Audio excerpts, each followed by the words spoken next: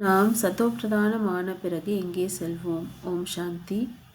யார் இப்பொழுது சதோப்பிரதானமாக ஆகின்றார்களோ அவர்கள் சத்யுகம், அதாவது சொர்க்கத்திற்கு செல்வோம். சொர்க்கம் என்பது சத்தோப்பிரதானமாக இருக்கின்றது.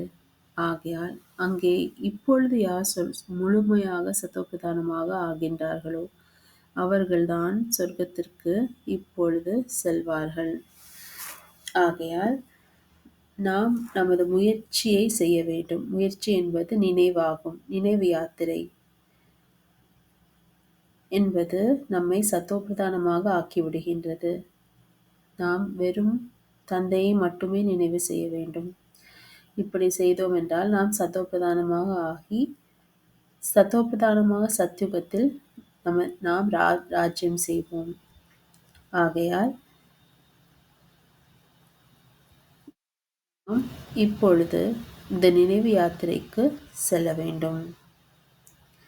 இரவு என்பது பக்தி மார்க்கம், பகல் என்பது இப்பொழுது நாம் சென்று கொண்டிருக்கின்றோம். இந்த ஒரு சங்கம யுகம்தான் ஞான மார்க்கமாக இருக்கின்றது.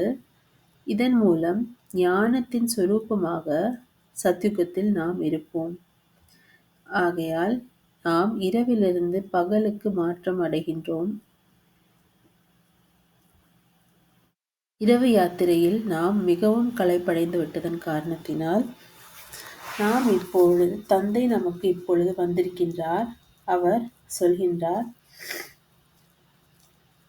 ஞானத்தை சொல்லி நமக்கு புரிய வைக்கின்றார். ஆகையால் நாம் நினைவின் மூலமாக சத்தோப்பிரதானமாக ஆகிவிடுகின்றோம்.